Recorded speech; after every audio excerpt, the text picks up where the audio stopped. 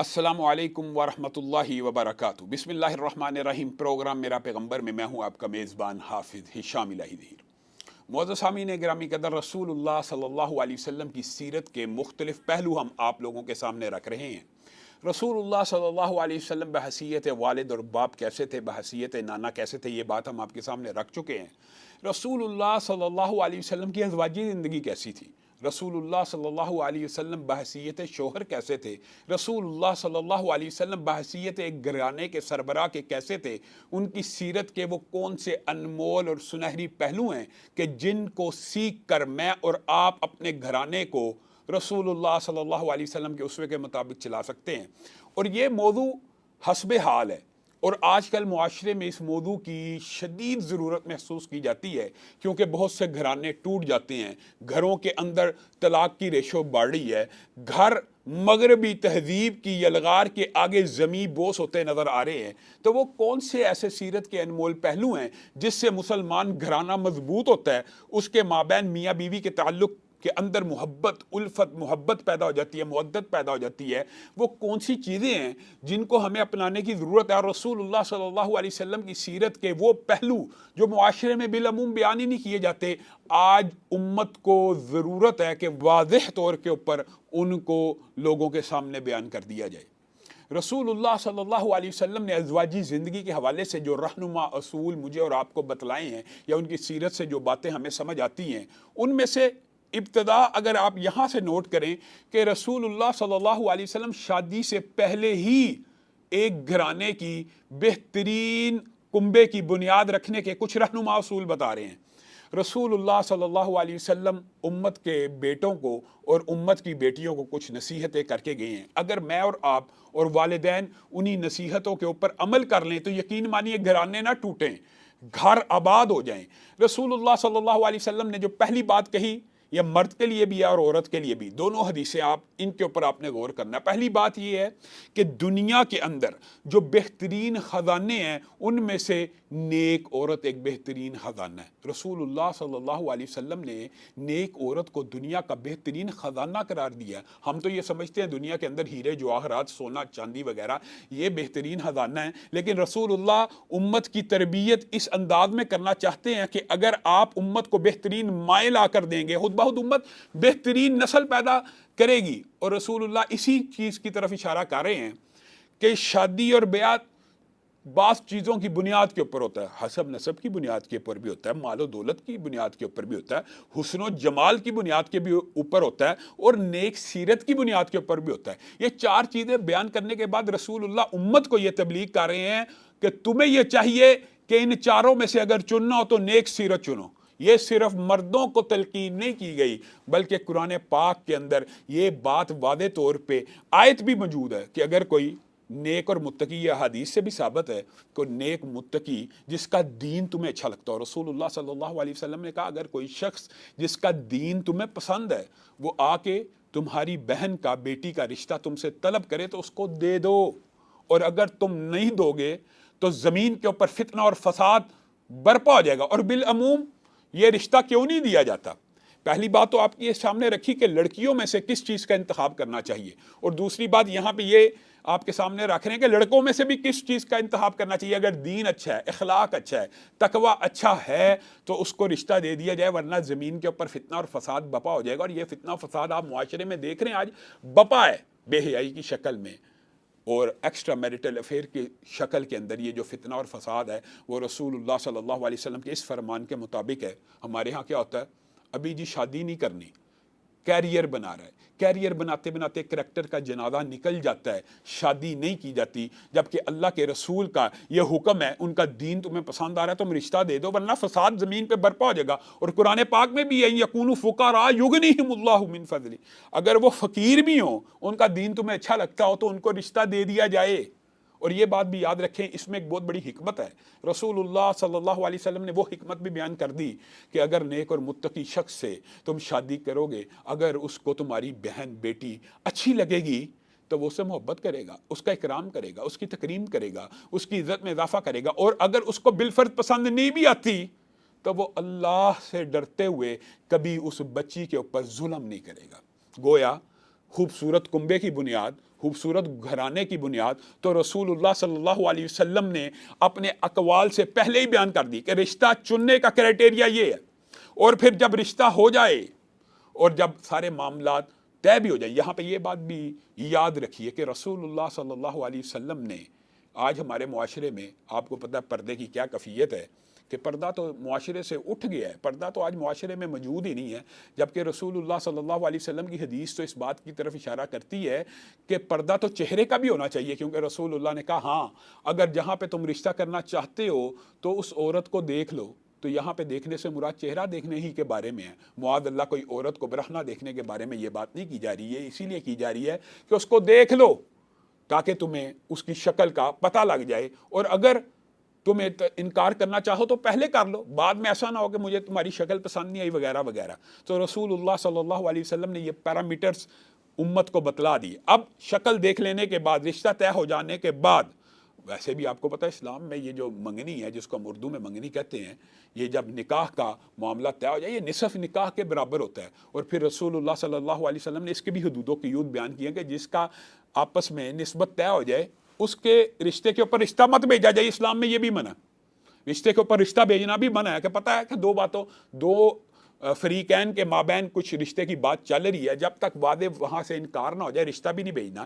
یہ ساری اخلاقیات رسول اللہ صلی اللہ علیہ وسلم ہماری امت کی تربیت کر کے گئے ہیں. اور پھر جب رشتہ طے ہو جائے، جب نکاح ہو جائے، آپ بتائیے نکاح کے موقع کے اوپر رسول اللہ صلی اللہ علیہ وسلم کا جو سنت طریقہ تھا وہ کن آیات مبارکہ کی تلاوت کرنا تھا؟ یہ رسول اللہ کی سیرت کا حصہ نہیں ہے جس کو ہم نے فراموش کر دیا. یا ایھا الناس اتقوا ربکم الذی خلقکم من نفس واحدہ وخلق منها زوجها وبث منہما رجالا کثیرا ونساء.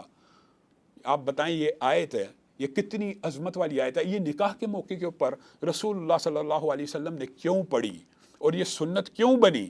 خطبہ کے بعد یہ جو چند آیات پڑھی جاتی ہیں اس کا بھی نکاح کے ساتھ گہرا تعلق ہے، اور گھروں کی آبادی کا تعلق ایک تو رشتہ کرنے کے وقت شروع ہو جاتا ہے. یہ ماں باپ کی ذمہ داری ہے کہ بیٹے اور بیٹی کے لیے بہترین رشتے کا انتخاب کریں، اور اس کی بنیاد نیکی اور اگر تقویٰ ہوگی تو انشاءاللہ آپ کے اس سارے کے سارے معاملے میں اللہ کی طرف سے برکات تو ویسے ہی نازل ہونا شروع ہو جائیں گی. گھروں کو مضبوط کرنے کے جو کلیے ہیں ان میں سے پہلا کلیہ یہ ہے. پھر دوسری بات یہ ہے یا ایھا الناس اتقوا ربکم الذی خلقکم من نفس واحدہ.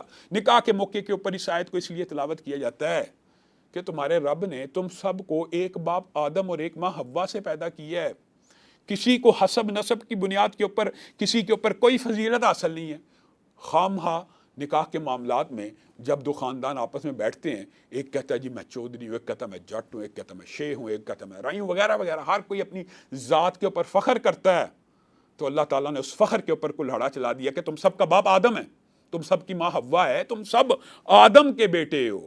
آدم ایک پیغمبر اور رسول ہے. انسان کو یہ شرف اللہ تعالیٰ نے بخشا کہ انبیاء آپ بتائیں ان کی نسل ہے، آدم کی نسل ہے ساری انسانیت. اور حضرت آدم اسی لیے اپنے بچوں کے لیے غم بھی کرتے ہیں. اور معراج کی حدیث میں جب وہ دیکھتے ہیں کہ میری اتنی، حالانکہ بتائیے کفار کے ساتھ جہاد ہے، کفار کے ساتھ لڑائی ہے، اسلام میں موجود ہے، لیکن آدم کے لیے تو سارے بچے ہیں. گویا ہم سارے کے سارے آدم کے بیٹے ہیں. کسی کو کسی کے اوپر کوئی فضیلت حاصل نہیں حسب نسب کی بنیاد کے اوپر. ہاں ان اکرمکم عند اللہ اتقاکم، اگر کوئی متقی زیادہ ہے یقیناً اس کو فضیلت زیادہ ہے ہی ہے. جو اللہ کے ہاں عزت والا ہے، ظاہر ہے دنیا میں بھی عزت و احترام کے لائق وہ ہے. تو نکاح کے موقع کے اوپر یہ آیت تلاوت کر کے بتا دیا جاتا ہے کہ نہ لڑکی کا گھرانہ افضل ہے نہ لڑکے والوں کا گھرانہ افضل ہے. تم ایک ماں باپ کے بیٹے ہو تو کوئی آپس میں فخر نہ کرے، تکبر نہ کرے، غرور نہ کرے. گویا رشتے کی ابتدا اس نصیحت سے ہو رہی ہے کہ حسب نسب کی بنیاد کے اوپر نہ لڑکی والے فخر کریں نہ لڑکے والے فخر کریں. اگر یہ فخر ختم ہو جائے گا، برابری کی بنیاد کے اوپر نکاح طے ہو جائے گا، معاملات بڑھنا شروع ہو جائیں گے، تو باہم محبت، مودت، الفت، مثالی گھرانہ تو مارد وجود میں اسی نصیحت پہ آ جائے گا. معزز ناظرین گرامی قدر، یہاں پہ لیتے ہیں ایک چھوٹا سا وقفہ اور وقفے کے بعد اسی بات کو آگے بڑھیں. ویلکم بیک، پروگرام میں ایک مرتبہ پھر خوش آمدید. معزز ناظرین گرامی قدر، ہم آپ کے سامنے خطبہ نکاح کے موقع پر پڑھنے والی آیات کے حوالے سے چند گزارشات کو رکھ رہے ہیں. پہلی آیت کے حوالے سے میں نے آپ کے سامنے چند باتوں کو رکھا، اور اسی نکاح کے خطبے کے اندر دوسرا رہنما اصول گھروں کی آبادی کے لیے بیان کیا گیا. یا ایھا الذین آمنوا اتقوا اللہ حق تقاتہ ولا تموتن الا وانتم مسلمون. ایک تو یہ ہے کہ اللہ سے ڈرو، اور اگلی جو آیت ہے یا ایھا الذین آمنوا اتقوا اللہ وقولوا قولا سدیدا، آپ بتائیے یہ تینوں آیات آپ نے سنی ہیں، ان میں ایک چیز کامن آپ کو نظر آئے گی، یا ایھا الناس اتقوا، یا ایھا الذین آمنوا اتقوا اللہ، یہ کیا ہے؟ تینوں آیتوں میں کہا اللہ سے ڈر جاؤ، اللہ کا خوف اپناؤ۔ یہ شادی کے موقع کے اوپر بار بار خوف خدا کا ذکر کیوں آتا ہے؟ اس کی ایک بڑی خاص وجہ ہے، ہم نے شاید اس بات کو اگنور کیا اور سمجھا نہیں ہے، جس کی وجہ سے ابتدا ہی میں گھرانوں میں بگاڑ پیدا ہونا شروع ہو جاتا ہے۔ رسول اللہ صلی اللہ علیہ وسلم ان آیتوں کو نکاح کے موقع کے اوپر اس لیے پڑھا کرتے تھے کہ رسول اللہ صلی اللہ علیہ وسلم سے بڑا ماہر نفسیات بھی کوئی نہیں، ماہر انسانیت بھی کوئی نہیں، جو لوگوں کی نفسیات کو سمجھتا ہو۔ اور رسول اللہ صلی اللہ علیہ وسلم کو علم ہے کہ ایک موت کے موقع کے اوپر اور ایک خوشی کے موقع کے اوپر اللہ کی شدید نافرمانیاں ہوتی ہیں۔ بتائیے شادی کے موقع کے اوپر اللہ سے ڈرنے کا یہ حکم بار بار کیوں آ رہا ہے؟ نکاح کے موقع کے اوپر ان آیات کی تلاوت اس لیے کی جا رہی ہے کہ نکاح شادی بیاہ کے موقع کے اوپر بے حیائی کے، بے پردگی کے عظیم الشان مظاہرے کیے جاتے ہیں، اسراف کے عظیم الشان مظاہرے کیے جاتے ہیں، پیسوں کے ضیاع کے عظیم الشان مظاہرے کیے جاتے ہیں، فخر تکبر رعونت کا عظیم الشان مظاہرہ کیا جاتا ہے۔ تو اللہ رسول اللہ صلی اللہ علیہ وسلم کے ذریعے امت کو یہ پیغام دے رہا ہے کہ اللہ سے ڈر جاؤ۔ اگر شادی کے موقع کے اوپر بے حیائی ہوگی، غیر محرموں کا اختلاط ہوگا، بے پردگی ہوگی، تو یہ شادی کے اوپر رحمتوں کا نزول نہیں ہوگا، بے برکتی ہو جائے گی۔ اور نبی کریم صلی اللہ علیہ وسلم کی اگر اس حدیث کے اوپر آپ غور کریں، بہترین نکاح وہ ہے۔ آج ہم چاہتے ہیں ہمارا گھرانہ خوشحال ہو، کنبہ خوشحال بن جائے، ایک اچھا گھرانہ مارد وجود میں آ جائے، تو ہمیں نبی کریم صلی اللہ علیہ وسلم کی نصیحتوں کو اس طرح اگنور کرنا چاہیے۔ رسول اللہ صلی اللہ علیہ وسلم کہہ رہے ہیں واضح طور پہ بہترین نکاح وہ ہے جس کے اندر سب سے کم تکلف ہو۔ ہمارے ہاں نکاحوں میں سب سے زیادہ تکلف ہوتا ہے، برات کا کھانا کھلایا جاتا ہے، سینکڑوں لوگوں کو بلایا جاتا ہے، شادی ہال کے کرائے دیے جاتے ہیں۔ رسول اللہ کہتے ہیں بہترین نکاح وہ ہے جس میں سب سے کم تکلف ہے، اور سب سے کم تکلف نکاح کے اوپر جس پہ ہوتا ہے اس پہ اللہ کی برکات نازل ہوتی ہیں۔ گویا شادی کے دن ہی آپ اپنے ہاتھوں سے اپنے بیٹے اور بیٹی کے ساری برکتوں کا جنازہ نکال دیتے ہیں، تکلفات کی برمار کر کے، اسراف کی برمار کر کے، غیر محرموں کا اختلاط کر کے، بے پردگی کر کے آپ خیر و برکات کو تو خود اٹھا لیتے ہیں۔ پھر اللہ رب العزت نے اس نکاح کے موقع پہ اس آیت کو بھی بیان کیا، وَقُولُوا قَوْلًا سَدِيدًا، اللہ سے ڈرنا بھی ہے اور بات سیدھی اور سچی کرنی ہے۔ نکاح کے موقع کے اوپر یہ جو آیتیں ہیں یہ خوبصورت اور مثالی گھرانے کی تعمیر کے اندر بڑی اہم ہے۔ معزز ناظرین گرامی قدر، یہ جو آیت ہے قولوا قولا سدیدا کے بعد سیدھی اور سچی کرو، اس کا نکاح کے ساتھ کیا تعلق ہو سکتا ہے؟ بہت گہرا تعلق ہے۔ ہوتا یہ ہے بالعموم نکاح چونکہ ابھی ہو رہا ہے، ابھی نئی نئی دو فیملیز قریب آ رہی ہیں، بچی کی عمر کے حوالے سے جھوٹ بول دیا جاتا ہے، بالعموم کی بات کر رہا ہوں، اور بھی جھوٹ ہو سکتے ہیں، بچے کی کمائی کے بارے میں جھوٹ بول دیا جاتا ہے، لیکن ہوتا کیا ہے ایک ماہ نہیں گزرتا بچی کی عمر بھی اصل کھل جاتی ہے، بچے کی صحیح جو کمائی ہے وہ بھی کھل کے سامنے آ جاتی ہے، پھر انسان شرمندہ ہوتا ہے۔ تو رسول اللہ صلی اللہ علیہ وسلم یہ آیت اس لیے پڑھا کرتے تھے قولوا قولا سدیدا یصلح لکم اعمالکم، اگر بات سیدھی اور سچی کرو گے اللہ رب العزت کی طرف سے برکتیں نازل ہوں گے، تمہارے سارے معاملات درست ہو جائیں گے۔ ہم نے یہ سمجھ لیا شاید ہوشیاری سے، شاید چلاکی سے، شاید غلط بیانی کرنے سے ہمارے گھر مل جائیں گے اور مثالی گھرانے مارد وجود میں آ جائیں گے۔ نہیں نہیں نہیں، سچائی کی بنیاد کے اوپر، نیکی کی بنیاد کے اوپر، تقوی کی بنیاد کے اوپر، کم تکلف کی بنیاد کے اوپر مثالی گھرانہ مارد وجود میں آتا ہے۔ ہاں اب یہ سارے معاملات جب طے ہو جاتے ہیں تو نبی کریم صلی اللہ علیہ وسلم کی یہ احادیث بھی ہیں، اس حدیث میں اگرچہ ضعف موجود ہے لیکن یہ بات بڑی اہم ہے۔ رسول اللہ صلی اللہ علیہ وسلم نے کہا جس بندے کا نکاح ہو جاتا ہے اس کا نصف دین مکمل ہو جاتا ہے، نصف دین مکمل ہو جاتا ہے۔ کیوں کہا؟ اس لیے کہا کہ اس کے اوپر بیوی کی ایک عظیم الشان ذمہ داری آ جاتی ہے، اور بیوی کے اوپر مرد کی ایک عظیم الشان ذمہ داری آ جاتی ہے، اور نکاح نظروں کو نیچا کر دیتا ہے، اور نکاح محبت اور الفت اور مودت پیدا کر دیتا ہے۔ جو دو لوگ ایک دوسرے کو جانتے بھی نہیں، اللہ کے کلام کے نتیجے میں ایجاب و قبول اور اللہ کی بنائے ہوئے اصولوں اور ضابطوں کے نتیجے میں جب نکاح کرتے ہیں اللہ تعالیٰ ان کے دلوں کو ملا دیتا ہے۔ اب انہوں نے اپنے باقی دین کی حفاظت کرنی ہے۔ وہ باقی دین کیا ہے؟ بچوں کی پرورش، اچھے مثالی گھرانے کو مارد وجود میں لانا، اچھے کنبے کی تشکیل کرنا، اپنی اولادوں کی بہترین تعلیم و تربیت کا انتظام کرنا۔ لیکن رسول اللہ صلی اللہ علیہ وسلم نے یہاں پہ پھر اگلا جو مرحلہ ہے، شادی ہو گئی، نکاح ہو گیا، رسول اللہ صلی اللہ علیہ وسلم نے یہاں پہ دونوں کے حقوق کو بھی متعین کر دیا۔ آپ یہ سمجھتے ہیں کہ رسول اللہ صلی اللہ علیہ وسلم نے کیا بیویوں کو حقوق نہیں دیے، یا رسول اللہ صلی اللہ علیہ وسلم نے خاوندوں کو کچھ حقوق نہیں دیے؟ تو یہ بات یاد رکھ لیجئے، رسول اللہ صلی اللہ علیہ وسلم نے نکاح کے موقع کے اوپر بھی اپنی بیٹی کو بھی اور حضرت علی کو بھی دعا دی، اور وہ دعا بھی دینی چاہیے اور دعاؤں کے سائے میں رخصت کرنا چاہیے، لیکن اس کے بعد رسول اللہ صلی اللہ علیہ وسلم کا جو اپنا طرز عمل ہے وہ ہمیں اپنانے کی ضرورت ہے۔ رسول اللہ صلی اللہ علیہ وسلم سے پوچھا گیا، اے اللہ کے رسول، آپ کو اس دنیا میں اس وقت سب سے زیادہ محبوب کون ہے؟ یہاں پہ ہمارے معاشرے کا ذرا کلچر، ہمارا بر صغیر کا ماحول ہے، اس کلچر کا اور اس عرب کلچر کا اور اس رسول ہاشمی صلی اللہ علیہ وسلم کے کلچر کا فرق دیکھیے۔ رسول اللہ صلی اللہ علیہ وسلم سارے صحابہ کے مابین بیٹھے ہوئے ہیں، کہتے ہیں عائشہ، مجھے اس وقت دنیا میں سب سے زیادہ محبوب عائشہ ہیں۔ اب بتائیے، اگر کوئی مرد ہمارے معاشرے میں یہ بات اپنے دوستوں کے مابین کہہ دے کہ مجھے سب سے زیادہ محبوب میری بیوی ہے، تو شاید اس کی ہنسی اڑائی جائے، شاید اس کا مذاق بنایا جائے، لیکن رسول اللہ صلی اللہ علیہ وسلم نے اخلاق کے بھی، شرم و حیا کے بھی پیرامیٹرز طے کر دیے ہوئے ہیں۔ انسان کو شرم و حیا غیر محرم رشتوں کے حوالے سے کرنی چاہیے، محرم رشتوں کے حوالے سے محبت کا اظہار رسول اللہ صلی اللہ علیہ وسلم صحابہ کے اندر بیٹھ کے کر رہے ہیں۔ صحابہ نے پوچھا، مراد یہ نہیں تھی، مراد یہ تھی اللہ کے رسول، مردوں میں سے آپ کی نظر میں سب سے زیادہ محبوب کون سے ہیں؟ تو رسول اللہ صلی اللہ علیہ وسلم نے اس وقت بھی، آپ کو پتا ہے وہ کہہ سکتے تھے، میرے سسر حضرت ابو بکر، ثانی اثنین حضرت ابو بکر، میرا یار غار ابو بکر، لیکن آپ کی اور میری امت کی اصلاح کرنے کے لیے رسول اللہ صلی اللہ علیہ وسلم نے بیویوں کے حقوق اس طرح بیان کیا اپنے عمل کے ساتھ۔ کیا کہا؟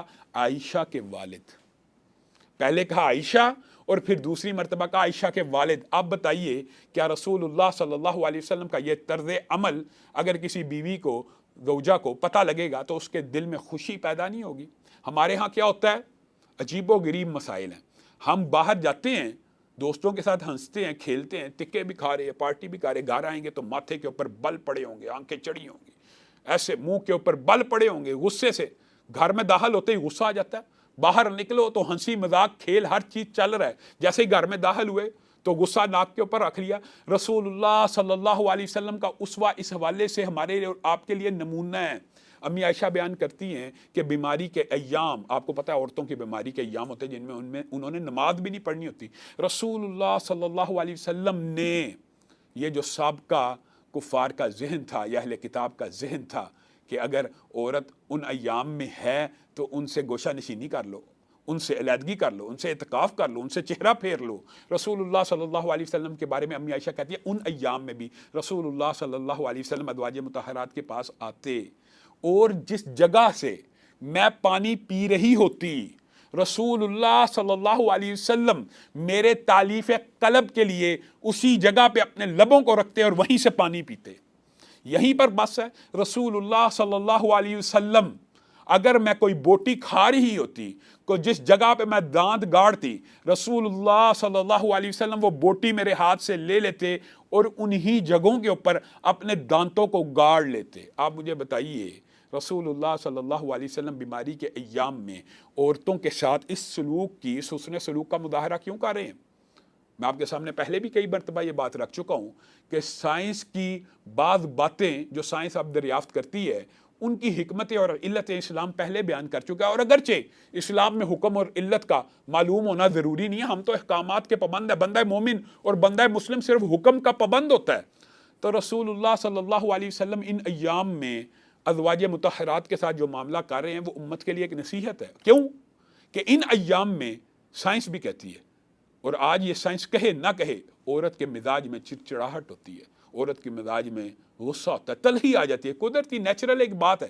ان ایام میں وہ کڑواہٹ زیادہ ہوتی ہے، تو رسول اللہ صلی اللہ علیہ وسلم ان ایام میں بھی سابقہ کفار کی ساری امتوں کے جو رسم و رواج ہیں باطل، ان کو رد کر کے ازواج مطہرات کے پاس آتے ہیں، ان سے تلیف قلب کے لیے محبت والا معاملہ کرتے ہیں تاکہ امت کو یہ رہنمائی مل جائے کہ ان ایام میں عورتوں کو دھتکارنا نہیں ہے، عورتوں کو پرے نہیں پھینکنا، بلکہ عورتوں کے ساتھ ان ایام میں تلیف قلب کرنی ہے، اور پیار اور محبت کا، مودت کا رشتہ اگر بڑھانا ہے تو اس طرح کے معاملات کریں گے، عورت کی چڑچڑاہٹ ختم ہو جائے گی، مثالی گھرانہ مارد وجود میں آ جائے گا۔ ایک مثالی گھرانہ جو ہے وہ اسی طرح مارد وجود میں آتا ہے کہ میاں اپنی بیوی سے محبت کرتا ہو اور بیوی اپنے میاں سے محبت کرتی ہو۔ معزز ناظرین گرامی قدر، یہاں پہ آج اس پروگرام کا وقت ختم ہو گیا، انشاءاللہ کل اسی بات کو آگے بڑھائیں گے۔ والسلام علیکم ورحمۃ اللہ وبرکاتہ۔